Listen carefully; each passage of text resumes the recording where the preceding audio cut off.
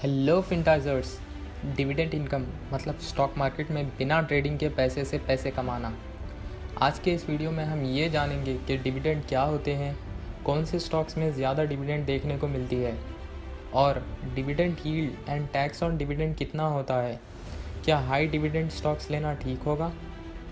अगर कोई डिविडेंड से 10,000 पर मंथ कमाना चाहे तो उसे कितने पैसे इन्वेस्ट करने चाहिए, ये सब जानने के लिए एंड तक बने रहिए। Welcome to fintizer.com, a place where valuable stock market knowledge is shared.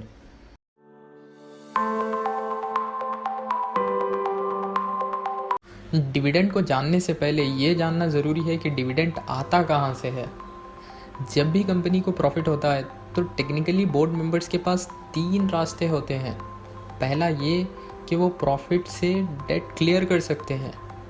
दूसरा ये कि कंपनी प्रॉफिट रख सकती है ताकि उसे आगे फ्यूचर में न्यू प्रोजेक्ट्स में इन्वेस्ट कर सकें या फिर कहीं और ज़्यादा रिटर्न्स ले सकें।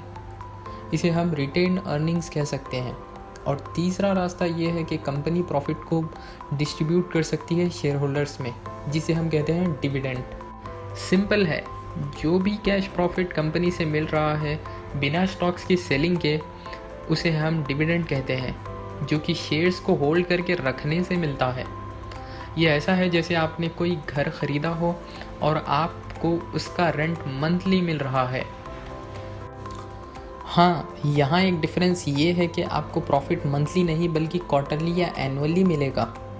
कुछ कंपनीज ऐसे भी होते हैं जो बिना किसी प्रॉफिट के डिविडेंड डिस्ट्रीब्यूट करते हैं, सिर्फ डिविडेंड का ट्रैक रिकॉर्ड मेंटेन करने के लिए। हमें ऐसे कंपनीज से दूर रहना चाहिए। अब सवाल ये है कि डिविडेंड कितना मिलेगा, ये कैसे पता करें? तो इसके लिए एक फाइनेंशियल रेशियो है जिसे डिविडेंड यील्ड कहते हैं, जो कि हमें ये बताता है कि कंपनी का कितना डिविडेंड पेमेंट है compare to the current share price. Let's take a quick example to understand this. Company A है जिसका शेयर प्राइस है 20 और वो हर साल 1 रुपी पर शेयर का डिविडेंड देती है, तो इसका डिविडेंड यील्ड हुआ 1 divided by 20 which is 5%। Similarly एक और कंपनी है जिसका शेयर प्राइस है 40 और सेम 1 रुपये का डिविडेंड है, जिससे इसका यील्ड हो गया 2.5%। अब आप सोचिए इन दोनों कंपनीज में बेस्ट इन्वेस्टमेंट कौन सी होगी? लेट मी गेस, आपने कंपनी ए सेलेक्ट किया है क्योंकि इसका डिविडेंड यील्ड हाई है।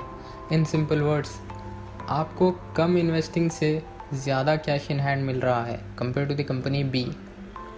मगर आपको यहाँ एक चीज़ क्लियरली बताना चाहूँगा कि जो कंपनीज हाई डिविडेंड यील्ड देती है वो ज़्यादा ग्रो नहीं कर पाती, और हो सकता है उस कंपनी का शेयर प्राइस कंटिन्यूसली कम हो रहा है, maybe due to some of the drawbacks in management.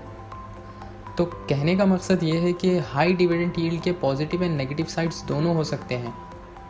Ideally 4 to 6% dividend yield को अच्छा समझा जाता है, जिसका बहुत लॉन्ग डिविडेंड ट्रैक रिकॉर्ड हो।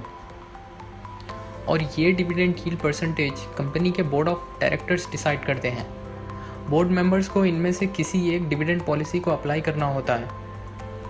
अगर कोई company on time steady dividend देती है तो उस पॉलिसी को हम कहते हैं रेगुलर डिविडेंड पॉलिसी, और जो कंपनी कभी कभी डिविडेंड देती हो उसे तो इरेगुलर डिविडेंड पॉलिसी कहा जाएगा।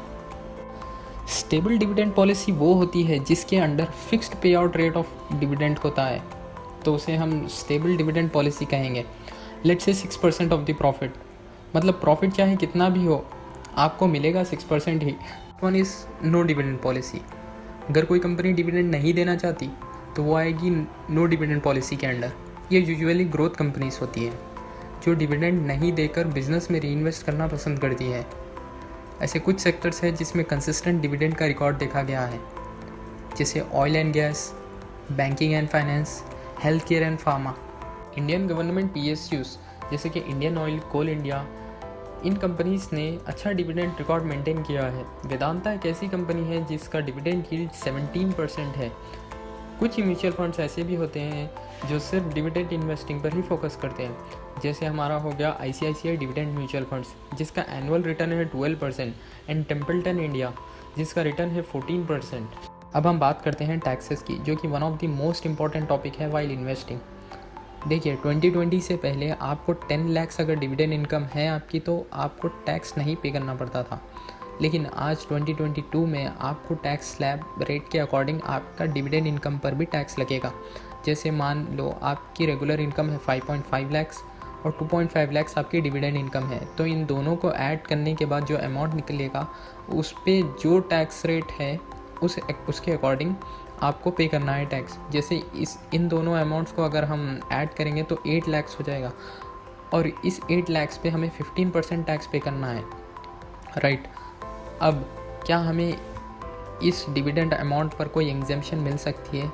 यस, एक एग्जेम्पशन ये है कि अगर आप डिविडेंड पेइंग स्टॉक्स को लोन लेकर ख़रीदते हैं इंटरेस्ट पर और वो इंटरेस्ट आपके डिविडेंड अमाउंट के 20% के अंडर आता है तो उसको एग्जेम्प्ट कर दिया जाएगा।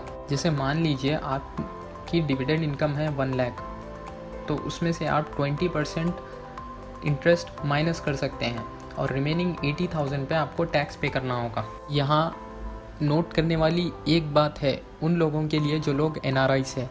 NRIs को 20% टैक्स पे करना होगा डिविडेंड इनकम पर अगर वो किसी भी इंडियन कंपनी में इन्वेस्ट करते हैं। हाँ, अगर वो कोई गवर्नमेंट PSUs में अगर इन्वेस्ट करें तो उन्हें 10% टैक्स पे करना होगा।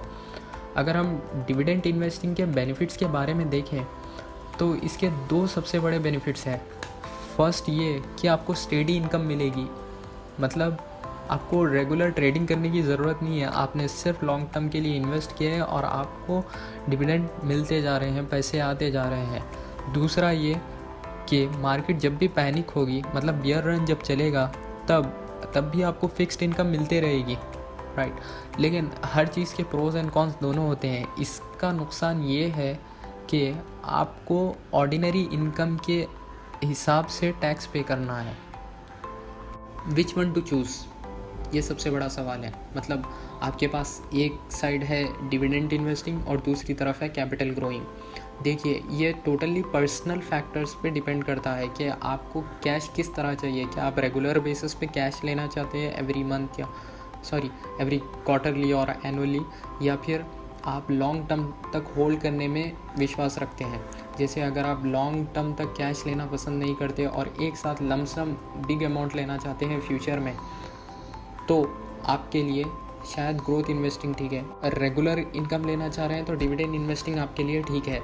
लेकिन मैं आपको यहाँ एक बात क्लियरली समझाना चाहूँगा कि जो भी हाई यील्ड वाले डिविडेंड स्टॉक्स होते हैं उनमें कैपिटल ग्रोथ ज़्यादा नहीं मिलती, ओके। लेकिन अगर हम पास्ट हिस्ट्री का डेटा देखें, जैसे S&P 500 जो कि one of the biggest index funds है दुनिया का, उसका ग्रोथ रिकॉर्ड अगर देखा जाए तो जिस स्टॉक्स ने डिविडेंड पे किया है वही स्टॉक्स को ज़्यादा ग्रोथ देखने को मिली है। अब एक प्रैक्टिकल क्वेश्चन, अगर किसी को 10,000 रुपये हर महीना डिविडेंड इनकम में चाहिए तो उन्हें कितने पैसे इन्वेस्ट करने होंगे? इसके लिए हम एक म्यूचुअल फंड का एग्जाम्पल लेते हैं, जैसे ICICI prudential dividend equity mutual fund, जिसने 12% का इक्विटी रिटर्न दिया है, डिविडेंड रिटर्न दिया है। और इस 12% को अगर हम 10 लाख से कैलकुलेट करें तो आपको एवरी ईयर 1.26 लाख मिल रहे हैं, जिससे आप पर मंथ रफली 10,525 का डिविडेंड एक्सपेक्ट कर सकते हैं, right. That's it for today Fintizers. अगर आप ऐसे और अमेजिंग वीडियोस देखना चाहते हैं तो चैनल को सब्सक्राइब करिए। यहाँ तक इस वीडियो में बने रहे, इसके लिए हम आपको एक बोनस टिप देना चाहते हैं, जो कि ऑलवेज री इन्वेस्ट योर डिविडेंड्स। जो भी आपको फ्री कैश फ्लो मिल रहा है, कोशिश करिए कि आप उस कैश को बेटर जगह इन्वेस्ट करें जहाँ से आपको बेटर रिटर्न्स मिल सकते हैं, वही स्टॉक में या कोई और स्टॉक्स में जहाँ आपको अच्छा रिटर्न मिल रहा है, बजाय इसके कि आप उन पैसों को लाइबिलिटीज़ में वेस्ट करें। इससे लॉन्ग टर्म में स्नोबॉल इफ़ेक्ट होगा। मैं आपको एक चार्ट बताना चाहूँगा, यह है the power of compounding chart. देखिए, अगर आप हर एक डिविडेंड के अमाउंट को री इन्वेस्ट करते हैं तो लॉन्ग टर्म में आपको 8 टाइम्स तक का रिटर्न मिल सकता है। मैं आपको कंजूस बनकर रहने के लिए नहीं कह रहा हूँ, मैं सिर्फ ये कह रहा हूँ कि आप अपने फ्री कैश फ्लो को बेटर रिटर्न्स लेने के लिए इस्तेमाल करें। इसी सोच के साथ हम इस वीडियो को यहाँ एंड करते हैं। See you in the next video. Till then keep learning, keep earning.